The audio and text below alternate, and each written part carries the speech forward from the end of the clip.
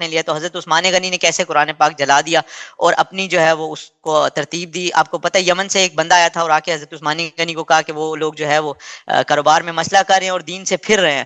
اس کے اوپر جو ہے وہ کیا کہتے ہیں بہت ساری آیات آپ کو بھی پتہ جس میں اما عائشہ والی جو بکری والی جو بنایا ہوا ہے وہ بھی ہے. تو یہ مسئلے بتائیں تو جب ہاں بکری کھا نہیں دیکھیں یہ جو کہتے ہیں نا اللہ تعالیٰ نے ذمہ لیا ہے. آپ پڑھے لکھے ہیں نا سمجھدار, میں آپ سے یہ باتیں میں آپ کا خادم ہوں, میں آپ کا اگر کسی سنی سے باتیں کروں گا نہیں سر میں آپ کے پاس اس لیے آیا کیونکہ آپ کی ریسرچ بہت ماشاءاللہ ڈیپ ہے. کیونکہ یہ بات مجھے یہ پسند. ہاں جی یہ بات جو مسلمان کہتا ہے نا, مسلمانوں نے مشہور کیا کہ قرآن کامل ہے, قرآن کامل ہے, اللہ تعالیٰ نے ذمہ لیا ہے, یہ اس کی کوئی دلیل نہیں ہے, ایک صرف نعرہ ہے جس کا کوئی دلیل ہی نہیں, کوئی دلیل ہی نہیں ہے. ٹھیک ہے نا. اور بات بالکل آپ کی صحیح ہے. عثمان کو خود بھی نہیں پتا تھا کہ اللہ تعالیٰ نے قرآن کا ذمہ لیا, ابو بکر عمر کو بھی نہیں پتا تھا. ایسی نہ کوئی حدیث ہے نہ کوئی قرآن کی آیت ہے انا نحن نزلنا الذکر وانا لہ لحافظون. اس کا مطلب یہ نہیں ہے اللہ تعالیٰ نے قرآن کی حفاظت کا ذمہ لیا, بلکہ قرآن احادیث میں بے شمار, بلکہ قرآن کی اپنی آیات میں بے شمار اس بات کے دلائل ملتے ہیں کہ قرآن میں سے کچھ آیات جن کی تعداد کم بھی نہیں وہ کم ہوئی ہیں. ٹھیک ہے. اور یہ اس لیے کم نہیں ہوئی ہیں کہ رسول صلی اللہ علیہ وسلم نے غداری کیا, اس لیے کم ہوئی ہے کہ اہل بیت علیہ السلام جو قرآن کے محافظ تھے ان کو پیچھے ہٹایا گیا, اور جو لوگ بالکل جو قرآن کو مانتے ہی نہیں تھے مسلمان بن کر وہ بھائی خلیفہ بن گئے, مولوی بن گئے, مسلمانوں کو پیشوا بن گئے, انہوں نے سب کچھ ضائع کر دیا, سنت بھی ضائع کر دی, دین عقیدہ قرآن سب کچھ ضائع کر دیا. تو ابھی جو قرآن ہے مسلمانوں کے پاس یہ قرآن کا کچھ حصہ ہے, قرآن کا کچھ حصہ یہ پورا قرآن بزنس اینڈ منی تجارت کرنے کے لیے, کیونکہ وہ بزنس مین تھے حضرت عثمان غنی. اچھا ایک اور چیز کا کوڈ دینا چاہتا ہوں آپ کے توسط سے جو ہے وہ لوگوں کو یہ بھی پتہ چل جائے گا. چلیں شکر ہے قرآن پاک کا آپ نے تصدیق کر دی.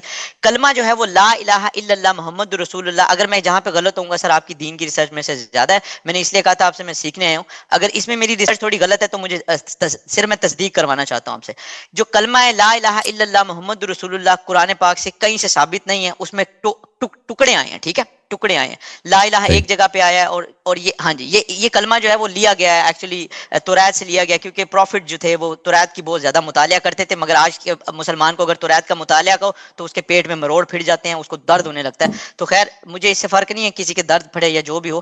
خیر جو ہم نے کلمہ لیا وہ ہمارا جو کلمہ ہے وہ خلاف خلفاء راشدین کے بھی بہت بعد آیا.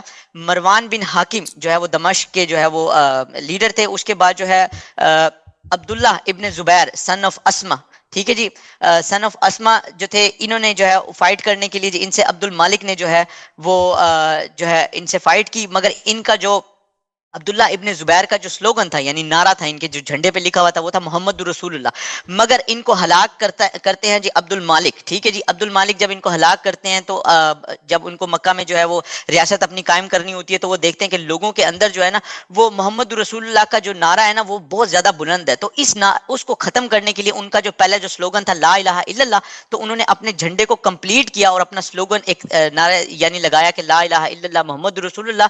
تو یہ تقریباً 60 سے 70 سال کے بعد یہ جو ہے وہ کلمہ شروع ہوا, اس سے پہلے جو ہے وہ کلمہ شہادت اور بیعت لی جاتی تھی. if I am not wrong تو پلیز سر.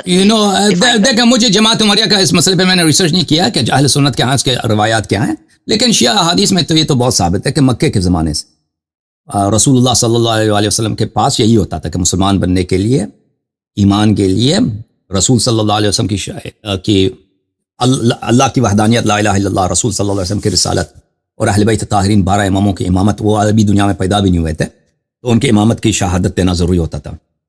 تو مجھے نہیں معلوم جماعت عمریہ کے ہاں وہ سب جماعت عمریہ کے ہاں دیکھیں بھائی ابھی دیکھیں وضو کی کوئی حدیث نہیں ہے ان کے پاس, نماز کی احادیث بہت کم ہے, اذان کی کوئی حدیث ہے ہی نہیں ان کے پاس کہ رسول صلی اللہ علیہ وسلم کے زمانے میں اذان کے کوئی صحیح حدیث نہیں ہے ان کے پاس. دیکھیں حالانکہ اذان دو روزانہ دیتے تھے, سب کو پتہ ہے اذان ہوتا تھا, احادیث ان کے پاس نہیں ہے, وضو کے نہیں ہے. تو ان کے مذہب میں اگر آپ نقائص کو دیکھیں نا, اگر شہادتین پہ اگر ان کے پاس کوئی حدیث نہ ہو اب میں نے اس مسئلے پہ ریسرچ نہیں کیا, اگر ان کے پاس کوئی حدیث نہ ہو, آپ کہتے ہیں یہ بعد میں 100 سال کے بعد مروان کے 80 سال کے بعد پہ شروع ہوا, تو مجھے کوئی تعجب نہیں ہوگا, کیونکہ ان کا مذہب یہ ہے, ان کی مذہب کی بنیاد ایک سیاسی وجوہات کی سیاسی مصالح پر خلفاء کی سیاست کی بنیاد پہ پڑی ہے, تو ان کو توحید اور رسالت سے اتنے غرض نہیں ہے, تو مجھے تعجب نہیں ہوگا. لیکن ہمارے ہاں یہ دیکھیں حضرت زہرا سلام اللہ علیہا جب مکے میں پیدا ہوئی تھیں تو انہوں نے سب سے پہلے شہادت جو دیا تھا اپنے اللہ تعالیٰ کی وحدانیت کا اور رسول صلی اللہ علیہ وسلم کی رسالت کا اور امیر المؤمنین علیہ السلام کی امامت کا اور ائمہ طاہرین علیہ السلام کی امامت کا انہوں نے شہادت دیا تھا, اور ان کی ولادت جو ہے بعثت کے 4-5 سال کے بعد ہے. ٹھیک ہے نا, تو یہ حدیث ہمارے پاس موجود ہے, تو ہمارے ہاں اس کی کوئی اس طرح کی کوئی مشکل نہیں ہے. جی مزید کوئی سوال کریں اور جان. آخری سوال ہے شاید، ہاں جی آخری سوال ہے، اس کے بعد ایک اور سوال کروں گا پھر بس ہے. ایک تو بخاری شریف پہ جو ہے میں نے تھوڑی سی ریسرچ کی تو مجھے جو ہے ان کی بہت ساری حدیثیں، بہت ساری ایسی حدیثیں لگی جو کہ عقلوں کو بالکل جو ہے وہ مطلب برین میں نہیں جاتی. سب سے پہلے تو بخاری شریف کے بارے میں کہا جاتا ہے 11 سال کی عمر میں انہیں 18,000 حدیثیں یاد تھیں. یار 11 سال کے بچے کو یہ نہیں پتا کہ پراپر جو ہے وہ، اب میں تو کہوں گا تو پھر یہ بہت ضدی لوگ ہیں، تو 11 سال کے بچے کو کیسے 18,000 حدیث یاد ہوگی؟ سب سے پہلی بات یہ ہے. دوسری بات یہ کہ آپ جو ہے اس میں ایک حدیث ہے کہ جو اللہ پاک جو ہے وہ دوزخ والے جو ہے وہ ٹائم ہوگا اور اس میں نا اور انسان ڈالے گا اور دوزخ کہے گی مجھے اور دو مجھے اور دو، پھر اللہ اپنی پنڈلی رکھے گا تو دوزخ کہے گی میری بات میری بات. یار یہ بچوں والی بات ہے، یہ حدیث ہے کہ اللہ پاک کسی دوزخ کے اوپر پاؤں رکھیں گے؟ یعنی کہ اللہ تو کن کہیں گے نا تو ہو جائے گا. ظاہری سی بات ہے اگر جو لوگ مسلمان ہیں تو یہ حدیث میری سمجھ سے باہر ہے. اس کے علاوہ بھی کچھ 5 حدیثیں ایسی ہیں دیکھیں جو کہ ریالٹی بیس جماعت عمریہ کے پاس ایک بھی حدیث نہیں ہے عقل کی تعریف میں کہ عقل اچھی چیز ہے. ان کے پاس ایک بھی حدیث نہیں کہ بھئی عقل بھی کوئی چیز ہے، کوئی انسان کو عقل مند ہونا چاہیے، عقل سے استعمال کر، عقل اللہ کی نعمت ہے. بلکہ ان کے پاس بالعکس اس بات پہ احادیث موجود ہیں کہ عقل بری چیز ہے. تو اگر آپ کو ان کے پاس ان کا مذہب خرافات اور غلط باتیں، ان کا مذہب بہت زیادہ ان کے مذہب میں، لیکن ہمارے ہاں اہل بیت طاہرین علیہ السلام کے مذہب میں عقل کی تعریف کی روایات بہت زیادہ ہیں. اور یہ کہ مذہب میں کوئی ایسی چیز نہیں ہے جو عقل کے خلاف ہو، یہ بہت زیادہ. اب اچھا آپ نے ایک اور سوال کیا تھا یہ بخاری کے متعلق اور ان کے محدثین کے متعلق، ان کے کہ یہ کیسے شراب پیتے تھے اور کیسے یہ جھوٹے لوگ تھے. اور یہ خود بخاری جو ہے اس نے اپنی کتاب چرائی، آپ کو پتہ ہونا چاہیے اس کی اپنی کتاب نہیں ہے. بخاری کا ایک ٹیچر تھا علی ابن المدینی، علی ابن المدینی تھا. یہ صحیح جو بخاری کہتا نا، یہ محمد ابن اسماعیل بخاری اس کا ٹیچر تھا. اس نے کتاب لکھا تھا، اس نے اس کے نظر میں جو صحیح حدیث تھی اس کو اس نے الگ کیا تھا اور وہ کسی کو دیتا نہیں تھا وہ کاپی. تو یہ بخاری جو تھا اس کے پیچھے لگا ہوا تھا کہ میں کتاب کسی طرح سے حاصل کروں. تو علی ابن المدینی کبھی ایک دفعہ اس کو جانا ہوا شہر سے باہر، تو یہ اس کا شاگرد تھا، اس کے گھر گیا، اس کے بیٹے کو کچھ ہدیہ وغیرہ دے کے کہ والد صاحب کی کتاب مجھے دے دو میں واپس کر دوں گا. تو اس سے لے کے فوراً شہر سے بھاگ گیا، چلا بھاگ گیا، نکل گیا. اور وہ علی ابن المدینی آیا گھر تو اس کو کتاب اس پرانے زمانے میں پرنٹر وغیرہ تو نہیں تھا نا کہ دوسری کاپی اس کے پاس ہو.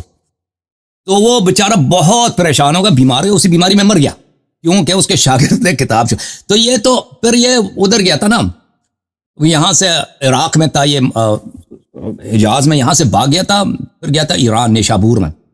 نیشابور میں جب گیا تھا تو اس کے اپنے استاد، اس کو جب عقائد پتہ چلے تھے نا اس کے استاد کو، اس کے استاد نے اس کی تکفیر کی. اور یہ زندگی کے آخر میں ہے نہ کہ یہ مثلا جوانی میں ایسا ہوا ہے، زندگی کے آخر میں. تو استاد نے اس کو لوگوں کو کہہ دے بھائی یہ کافر ہے، یہ کافر ہے. تو پھر کوئی اس پہ تکتا بھی نہیں تھا تو یہ بھاگ گیا وہاں سے. پھر گیا یہ بخارا جب گیا تو اس کے استاد نے بخارا کے امیر کو خط لکھا کہ آدمی ادھر آیا ہے، یہ میرا شاگرد ہے، یہ کافر ہے، اس کے عقیدے فاسد ہے. اور اس کے وہ اپنے استاد سے بخاری میں نقل بھی کرتا نا، یعنی یہ اس کا استاد اس کے اپنے نزدیک ثقہ ہے. تو پھر بخارا کے امیر نے بھی اس کو وہاں سے نکال دیا تھا. تو یہ بھاگتا پھر رہا تھا، کسی گاؤں میں گیا تھا، پھر اس کے بعد اس کی وفات ہوئی ہے اسی گاؤں میں. تو یہ بخاری کی جو اپنی تاریخ ہے، اس کے علاوہ اس کے بھی بہت سے فضائل ہیں، بے شرمی کی باتیں. مسلم بھی اسی طرح، مسلم کی بھی ریکارڈ بہت خراب ہے. تو یہ ان کے کتابوں میں تو یہ باتیں بہت بری پڑی ہیں. ابو حنیفہ ہے نا، ابو حنیفہ، یا سبحان اللہ، یہ خود بخاری کو بھی مانتے، ابو حنیفہ کو مانتے. بخاری خود ابو حنیفہ کی تکفیر کرتا تھا. بخاری خود ابو حنیفہ انہوں نے ڈینائل کیے ہیں، بہت ساری باتوں میں ڈینائل کیے ہیں. یہ اپنے ایک امام دوسرے امام کو ڈینائل کرتا ہے. اور ایسے آج کل کے لوگ ہیں جنہوں نے پڑھا ہی نہیں اماموں کے بارے میں. ایک کہتا ہے کہ جو ہے وہ امام بن کے یہ مسجد میں امامت کرتے ہوئے آپ پیسے نہیں لے سکتے، وہ کمائی حرام ہے. دوسرا امام کہتا ہے حلال ہے. تو ایک میں رفع دین کرتے ہیں، ایک میں نمازیں. یہ مطلب بہت زیادہ سائیکولوجیکلی جو ہے وہ دین کو ڈسٹرب کیا ہے. یہ بات ہے. ابو حنیفہ کے جو کرتوت ہے نا، جو تاریخ میں آئے، وہ تو بہت ہی شرمناک ہے. یعنی اس کی جتنی مذمت کی ہے بھائی، اتنی مذمت، جو مجھے تعجب ہے، حنفی لوگ کیسے ان کو شرم نہیں ہے ایسے آدمی کی وہ تقلید کرتے ہیں. بہرحال اس کی کہانی بہت لمبی ہے، کتاب ہے تاریخ مدینہ السلام. پڑھیں گے سر، آپ کی وجہ سے ہماری وجہ سے بچے پڑھنا شروع کریں گے سر. ہمیں یہ بالکل اچھی ایک اچھا میں آپ کے ایک اور سوال رہ گیا آپ کا، کہ آپ نے کہا کہ مسلمانوں کی حالت، مسلمان بڑے ذلیل ہو رہے ہیں. دیکھیں مسلمان ذلیل ہو رہے ہیں، آپ کی بات بالکل صحیح ہے، مسلمانوں کی حالت بہت خراب